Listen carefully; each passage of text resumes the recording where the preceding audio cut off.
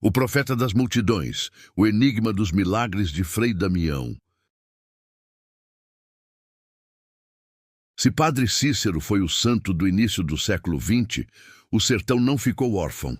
Por 66 anos, um outro homem caminhou pelas estradas de poeira do Nordeste, do Piauí a Alagoas, de Pernambuco a Paraíba. Um frade capuchinho italiano, franzino, com uma voz rouca, mas que parava cidades. O nome dele, Frei Damião de Bozano. Ele não foi um senhor da guerra como Padre Cícero. Ele foi o missionário. Mas assim como o Padim, os causos de milagres o cercam. Hoje, o Arquivo Enigma não investiga um crime. Investigamos a fé. Quem foi Frei Damião? Um profeta? Um curandeiro? Um fenômeno de histeria em massa? Ou o último santo vivo do Brasil? O Arquivo Enigma foi investigar a origem. Quem era o homem por trás do hábito? Nascido Pio Gianotti, na Itália, em 1898, ele chegou a Recife em 1931. O Nordeste que ele encontrou estava ferido. A seca castigava. O cangaço de Lampião ainda era uma ameaça real. E a fé do povo estava órfã, com a iminente morte de Padre Cícero, que ocorreria em 1934. O sertanejo precisava de um novo pai, e Frei Damião assumiu esse papel. Sua vida se tornou as Santas Missões. Ele era um verdadeiro nômade da fé. Passou 66 anos sem parar, viajando de cidade em cidade, de engenho em engenho, a pé, no lombo de um burro ou em um jipe doado. Onde Frei Damião chegava, a cidade parava. O comércio fechava. Os prefeitos e os coronéis mais poderosos tinham que ir recebê-lo. Multidões de 50.000, 100.000 pessoas se formavam na poeira para ouvir o Santinho. Ele era, inegavelmente, o homem mais influente do Nordeste no século XX. Mas o Arquivo Enigma investiga. O que ele pregava que atraía tanta gente? Ele não era um pregador de palavras doces. Ele era o trovão de Deus. Seus sermões eram famosos pelo terror que causavam. Ele não falava do céu. Ele gritava sobre o inferno. O caos mais famoso é a sua guerra contra a modernidade. Ele subia no púlpito e condenava o pecado. E para ele, o pecado era claro. Mulheres que usavam batom, que ele chamava de tinta do inferno. Mulheres que usavam saias curtas ou calças compridas. O cinema, a televisão, o carnaval, que ele descrevia como a festa do diabo. E principalmente os homens que bebiam cachaça e jogavam. Sua voz rouca ecoava por horas, descrevendo as chamas do inferno que esperavam os pecadores.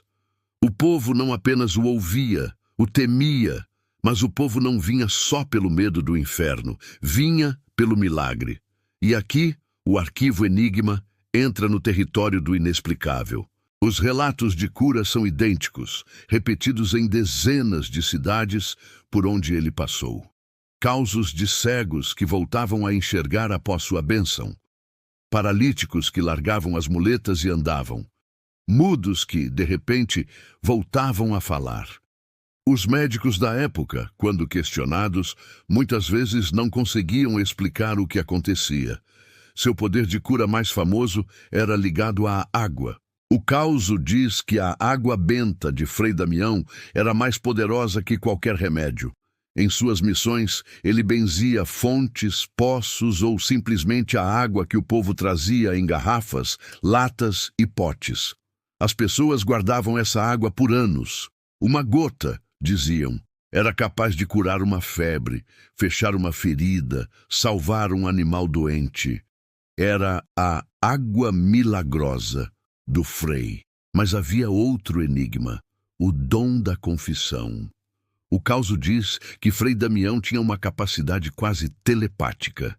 As pessoas entravam no confessionário e, antes que dissessem uma única palavra, o Frei descrevia o pecado que elas cometeram com detalhes assustadores. Ele parecia ler a alma do sertanejo. Para o povo, isso era a prova definitiva de que ele não era um homem comum. Era um canal direto com Deus. E o Arquivo Enigma encontrou o mistério mais inexplicável de todos, um dom raro, também atribuído a figuras como Frei Galvão, a bilocação, a capacidade de estar em dois lugares ao mesmo tempo. Os causos são muitos. Um dos mais famosos diz que em um mesmo dia e horário, Frei Damião foi visto pregando em um engenho em Alagoas e, ao mesmo tempo, foi visto rezando em seu convento em Recife, a centenas de quilômetros de distância. Outro causo afirma que ele estava em uma cidade da Paraíba, mas apareceu em espírito ao lado da cama de um doente terminal em Pernambuco, que se curou milagrosamente. Como isso é possível? Teoria número 1, a fé. Para os devotos, ele era um santo e tinha o dom místico da bilocação, um poder concedido por Deus. Teoria número 2, a lógica. Poderia ser uma confusão ou até mesmo sósias. A fé do povo era tão grande que se outro frade capuchinho, todos usando o mesmo hábito marrom, aparecesse em uma cidade, as pessoas poderiam acreditar que era o próprio Frei Damião. Teoria número 3. A psicologia. Um fenômeno de histeria coletiva. As pessoas queriam tanto ver o santo que projetavam sua imagem. Elas não o viram com os olhos, mas com a força da sua fé. O que o Arquivo Enigma conclui? Frei Damião morreu em 1997, aos 98 anos. Seu funeral parou o Nordeste. Hoje, ele está em processo de beatificação no Vaticano e já é considerado venerável pela Igreja. Isso significa que a própria Igreja Católica está, neste exato momento, investigando os milagres que contamos aqui para tentar provar que foram cientificamente inexplicáveis. O enigma de Frei Damião não é se ele era um homem bom. Sua vida de dedicação mostra que ele era. O mistério é a fonte do seu poder. Era divino? Ou era o efeito placebo em sua forma mais poderosa? A fé do sertanejo, abandonado por médicos e pelo Estado, era tão absoluta que, ao beber a água benta, o cérebro ordenava a cura do corpo.